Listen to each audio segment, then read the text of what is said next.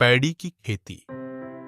यह पैडी की nursery bed है जहां बीज उगाए जाते हैं। यह मुख्य फसल क्षेत्र का सिर्फ 1/10 हिस्सा घेरता है, जिससे कीट और रोग प्रबंधन आसान हो जाता है।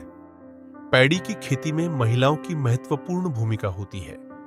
ये महिलाएं पौधों को खेत में लगाने के लिए तैयार करती हैं। भूमि की तैयारी के लिए ट्रैक्टर का उपयोग किया जाता है, जिससे मिट्टी को अच्छे से मिलाकर पौधों की वृद्धि के लिए अनुकूल बनाया जाता है। यहाँ खेत पौधरोपण के लिए पूरी तरह से तैयार है। सही ढंग से तैयार खेत पैडी की अच्छी उपज के लिए आवश्यक है। अब हम पौधरोपण विधि से पैडी के पौधों की बुवाई शुरू करते हैं। पौधरोपण एक महत्वपूर्ण चरण है, जिसमें पौधों को सही ढंग से और उचित दूरी पर लगाया जाता है। सबसे पहले पौधों को उठाकर छोटी छोटी खाइयों में लगाया जाता है। यह खाइयां लगभग 15-20 सेंटीमीटर की दूरी पर होनी चाहिए।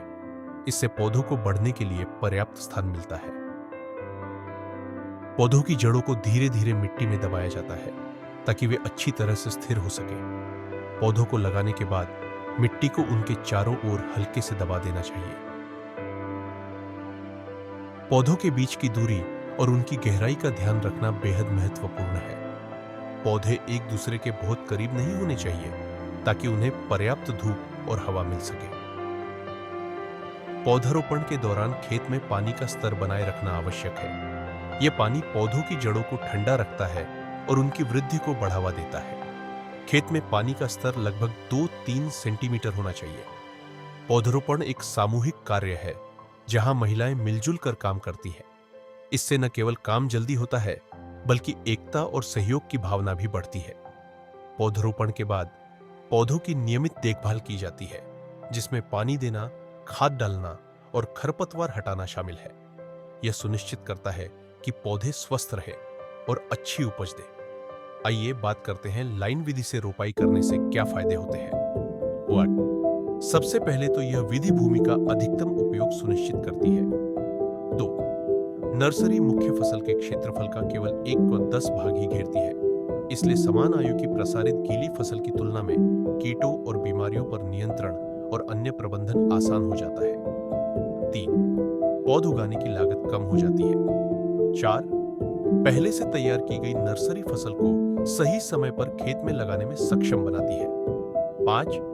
रोपाई के समय पौधे बड़े हो जाते हैं और वे उगने वाले युवा खरपतवारों से प्रतिस्पर्धा करने में सक्षम होते हैं। 6.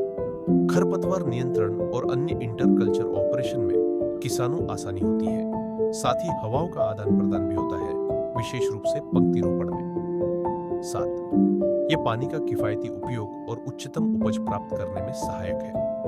8. कटाई से पहले खेत से पानी की निकासी आसान हो जाती है। 9. पौधों की संख्या अधिक सुनिश्चित हो जाती है। 10.